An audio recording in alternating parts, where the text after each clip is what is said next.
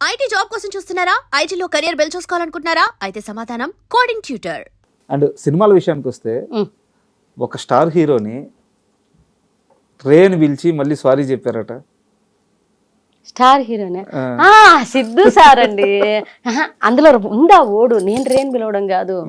అందులో ఇంకెప్పుడు చేసుకుంటావురా ఆ డైలాగ్ ఉంది కదా, నాకు అది చెప్పడానికి నాకు టెన్షన్ వస్తుంది. ఆయన హీరో గారండి. ఆ ఓడు ఎలారంటే కథలో ఉంది కదమ్మా అన్నాడు. హీరోనే అన్నారు. డైలాగ్ చెప్పండి. ఒరే ఇంకెప్పుడు చేసుకుంటారా పెళ్ళి అంటాను కదా. అదే అన్నప్పుడు ఆ డైలాగ్ సార్ రావద్దు సార్, రే ఎందుకు రాశారు, ఇంకెప్పుడు చేసుకుంటావు పెళ్ళి అంటాను అంటే అప్పుడు బాగా వస్తుందా ఫ్యామిలీలో చిన్నమ్మ పిన్నిలు ఇలాగే కదా మాట్లాడతారని సిద్ధు సార్ అంటున్నారు. ముందు సిద్ధు సార్ డీజే టిల్లులో ఆ డైలాగ్ చెప్పేటప్పుడు సార్ ముందు చెప్పిస్తారండి, ఒకసారి అనుకుందామని అంటారు ఆయన. ఆ సీన్ ఒకసారి ఆయన రిహార్సల్ చేసినప్పుడు అది చెప్పేటప్పుడు నేను డైరెక్టర్ సార్ చూసి మల్లికార్జున సార్ ఆ సార్ చూసి సార్ రేయన్ రాశారు సార్ నాకు భయం వేస్తుంది అని అంటే పర్లే అంటున్నారు. సిద్ధు సార్ ఇంకెప్పుడు చేసుకుంటారా పెళ్ళారా అని ఇట్లా చేయబెట్టి అనేసి సారీ సార్ అన్నట్టు పర్లేదమ్మా అది కథలో ఉంది కదా అంటున్నారు. నాకు సినిమాల అవకాశాలు వస్తున్నాయి, వీళ్ళతో ఎలా నడుచుకోవాలో తెలియదు, ఎట్లా నడుచుకుంటే ఏ గొడవలు వస్తాయి అని ఒక టెన్షను. పెద్ద వాళ్ళతో వచ్చింది, ఎత్తుకోవడం పెద్ద హీరోతో వచ్చింది. ఆయన మంచి హీరో, అప్పటికి ఆయన రైటింగ్ రేంజ్ లో వెళ్తుంది సినిమా వెళ్ళేటప్పుడు. డిజెట్ వెళ్ళిన తర్వాత ఆయన మంచి చాలా పెద్ద హీరో అయ్యారు. అప్పటికి చెప్పారన్నమాట ఆయన పడ్డ స్ట్రగుల్ ఇదంతా వినున్నా నేను. ముందు రోజు ఆయన ఇంటర్వ్యూలు కొన్ని చూశాను, అదంతా చూసి చాలా గొప్ప మంచి యాక్టర్తో చేయబోతున్నాం మనం అని ఆ గుడ్ ఫీల్తో వెళ్ళాను. ఆ గుడ్ ఫీల్ ఇది ఒకటి రాసి పెట్టారు. ఈ అమ్మాయి వీళ్ళు ఇప్పుడే రాశారా ఈ రేనే అనుకునే చిన్నమ్మ నేను. ఏంటి చిన్నమ్మ పతంగల రాజాక ఏం చేస్తున్నాడు అని అంటే బానే ఉన్నాడు.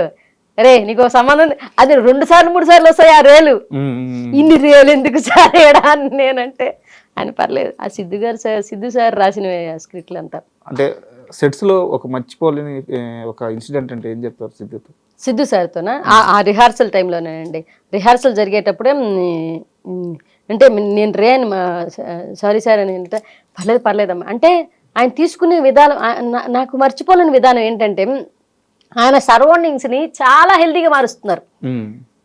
ఇప్పుడు ఒక ప్రతి దాని మీద అంటే ఎవడ ఫేస్లో స్మైల్ లేదనుకో వెంటనే స్మైల్ వచ్చేటట్టు చేసేస్తాడు ఆయన ఒక స్మైల్ బాంబ్లా చేసేస్తాడు అనమాట. ఏట్రా సంగతే అని ఈయన డైలాగ్ వేయంగానే అవతల నవ్వేస్తాడు. ఏం లేదు సార్ అంటే ఆయన హెల్దీగా చేసుకుంటాడు షూట్.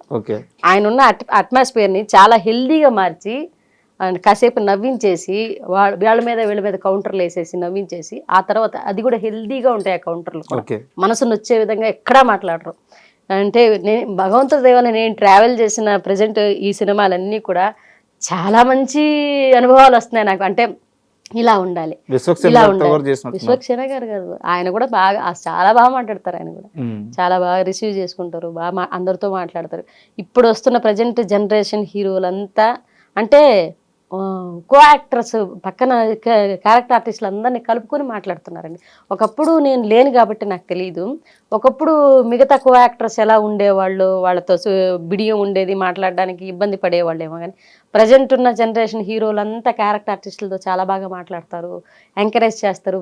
మనం ఏదైనా తప్పు చెప్పినా తప్పు చేసినా అలా కాదమ్మా ఇంకొకసారి తీసుకుందామా ఇలా మాట్లాడతారు తప్పితే ఎక్కడ ఈమె వల్ల ఇబ్బంది జరుగుతుందనో లేకపోతే ఈమె సీన్ పాడైపోతుంది ఇలాంటి ఇంటెన్షన్తో ఎవరు లేరు. సూపర్, అది నాకు అది మంచిగా అనిపించింది. నాకు నెక్స్ట్ క్వశ్చన్, ఇది ఆల్రెడీ మిమ్మల్ని ఒక ఇంటర్వ్యూలో అడిగారు, మీరు సమాధానం చెప్పారు. నేను ఎక్స్టెండెడ్ గా మళ్ళీ అడుగుతున్నాను. కమిటీ కుర్రాళ్ళ సినిమా చాలా పెద్ద హిట్. అంటే ఇండస్ట్రీ మొత్తం ఒక్కసారిగా అటు తిరిగి చూసింది, ఎవరి 11 మంది ఎవరి ఆర్టిస్టులు అని చెప్పేసి. మీది వచ్చేసి చాలా మంచి రోల్, ఎమోషనల్ రోల్. ఆ సినిమా సక్సెస్ తర్వాత చిరంజీవి గారు అందరిని పిలిచారు. అందరూ వెళ్ళి చిరంజీవి గారిని కలిసి ఆయనతో ఫోటో దిగి ఒక మంచి మెమరీ. యాక్చువల్గా ఆ రోజు మీరు కూడా వెళ్ళాలి. నాకెవరు నన్ను పిలవలేదండి, నన్ను ఎవరు పిలవలేదు. యాక్చువల్లీ మా ప్రసాద్ బెహ్రా ఏమన్నాడు, చిరంజీవి సార్ దగ్గరికి పోతున్నారని నాకెవరో చెప్పలేదు. ఇట్లా నన్ను పిలుచుంటే నేను చిరంజీవి సార్ దగ్గరికి ఎవరు పోకుండా ఉంటారండి. మా ముందు వెలిగిన ఒక పెద్ద హీరో అతను, తన ఇండస్ట్రీని ఓ రేంజ్లో నిలబెట్టిన వ్యక్తి ఆయన. అంటే నాకు చాలా అభిమానం మా గురువు గారు. ఆయన దగ్గరికి పోకుండా ఎవరు ఉంటారు. బట్ నాకు ఇదేమంటే ఈవెంట్ ఉంటుంది కదా, సాంగ్ లాంచ్ ఈవెంట్లు, ఆ ఈవెంట్లకు పిలిస్తే నాకు భయం అని చెప్పాను మా ప్రసాద్ భయ్యతో. అరే ఈవెంట్లకు రావాలంటే నాకు ఏదో సిగ్గుగా ఉంటాను రా, నేను అక్కడ రావచ్చు కదనే, ఎప్పుడు ఇంట్లో ఎందుకుంటావు, ఇట్లా ఈవెంట్లో కనపడాలి కంటే బాబోయ్ పెద్ద పెద్దోళ్ళు వస్తారు, ఆ ఈవెంట్లో నాకు ఏదో టెన్షన్ ఉంటుందిరా, ఏం మాట్లాడాలి అర్థం కాదు, నువ్వేం మాట్లాడబోదు వచ్చి కూర్చోడాలని. బట్ నేను పోలేదు. ఒకసారి మాత్రం ఈ సినిమా అయిపోయిన తర్వాత నాగబాబు గారు ఈ అవార్డ్స్ లాగా ఇచ్చారన్నమాట. సినిమా కమిటీ కుర్రాళ్ళు సినిమా అయిపోయిన తర్వాత అక్కడికి వెళ్ళాను, కానీ వీళ్ళందరూ హీరోలందరూ పోయి లాంచ్ ఈవెంట్స్ జరిగేటప్పుడు నేను పోలేదు. మన అవార్డ్స్ మన ప్రసాద్ ల్యాబ్ లో అప్పుడు వెళ్ళాను. మళ్ళీ అప్పుడు వెళ్ళారు. కలవాలని ఉందా చిరంజీవి గారిని? అయ్యి ఎందుకుండదండి, ఈ క్షణమైనా ఉంటుంది. ఒక్కసారి మన నెల్లూరు యాసలో చిరంజీవి గారిని కలవాలని ఉందని ఒక్కసారి చెప్తారా? అయ్యా తప్పకుండా సార్, మిమ్మల్ని ఓపాలి, ఒక్కసారి వచ్చి ఒక్క ఫోటో తీసుకుంటారు సార్. ఉంటుందండి. అంటే మీకు ఒక విషయం చెప్పాలి. చిరంజీవి సార్ది డాడీ అనే ఒక సినిమా వచ్చింది. అప్పటికి నేను చాలా చిన్నపిల్లని. మా నాన్నమ్మ గారిని తీసుకొని, మా నాన్నగారు చనిపోయి ఉన్నారు. డాడీ అనే ఒక సినిమా వచ్చింది. మేము తాళ్లపూడి నుంచి ముత్తుకూరులో సినిమా థియేటర్స్ ఆడేవి, వాణి హాలు ఇలా థియేటర్స్ ఉండేవి. ఆ థియేటర్కి ఈ సినిమా చూడడానికి తాళ్లపూడి నుంచి ముత్తుకూరు వరకు నడిచెళ్ళామండి మేము. నడిచెళ్ళి అంటే ఇంటి దగ్గర ఈ డబ్బులు ఖర్చు పెట్టేస్తే థియేటర్కి ఉండవని చెప్పి మా నాన్నమ్మ గారు తీసుకెళ్లారు. మా నాన్నమ్మ తీసుకెళ్తే బిలో మధ్య తరగతి. అప్పటికి చిరంజీవి సార్ అంటే రేంజ్ అభిమానం మామూలుగా కాదు. ఇప్పుడు ఇంకా నడుచుకొని వెళ్ళి మా నాన్నమ్మతో చిన్న పిల్లలం స్కూల్కి ఎగ్గొట్టి నడుచుకొని వెళ్ళి థియేటర్కి వెళ్ళి వాణి థియేటర్లో ఫస్ట్ సెకండ్ థర్డ్ బెంచ్లు ఉంటాయన్నమాట. నేను వెళ్ళి కింద నేల టికెట్లు తీసుకొని కింద కూర్చొని చూసామని డాడీ సినిమా.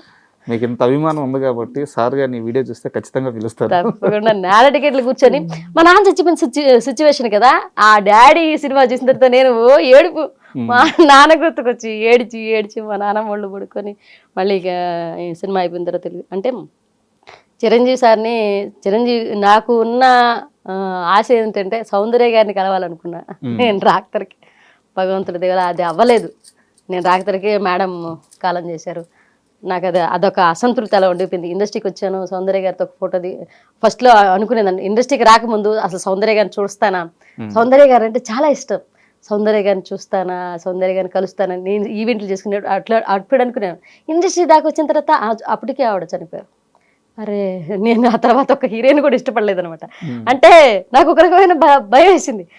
మనం ఒకవేళ అభిమానించే వాళ్ళు చచ్చిపోతే అది ఇంత బాధ ఉంటుందా అనేసి తర్వాత నేను ఎవరిని అభిమానించలేదండి. హీరోల్ని ఎవరిని అభిమానించినా కానీ వాళ్ళని కలుద్దాం, చిరంజీవి సార్ని కలుద్దాం, ఒక ఫోటో దిగుదాం. నాకు రామ్ చరణ్ గారన్నా, అల్లు అర్జున్ గారన్నా, నా ఫేవరెట్ హీరో ప్రజెంట్ ఉన్న జనరేషన్ అయితే రామ్ చరణ్ గారు, మహేష్ గారు అంటే పిచ్చి.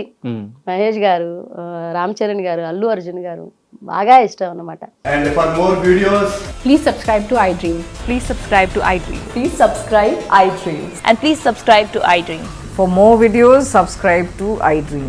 please like, share and subscribe to the channel. Congratulations, iDream. Subscribe to iDream. Subscribe to iDream. So subscribe to iDream Media. iDream ki iDream team andarki huge congratulations. Please subscribe iDream Media. Please subscribe to iDream. Subscribe iDream. Please subscribe to iDream. iDream అంటే నా కళల channel subscribe చేసుకున్న నోరు తిరుగుతలేదు, మీరైతే గంట గుర్తు కొట్టండి. For more such videos, please subscribe to iDream. Subscribe to iDream. Please subscribe to iDream. Please subscribe iDream Media. Please do subscribe to iDream. Please subscribe to iDream Media. For best entertainment and information, please subscribe iDream. And don't forget to subscribe to iDream.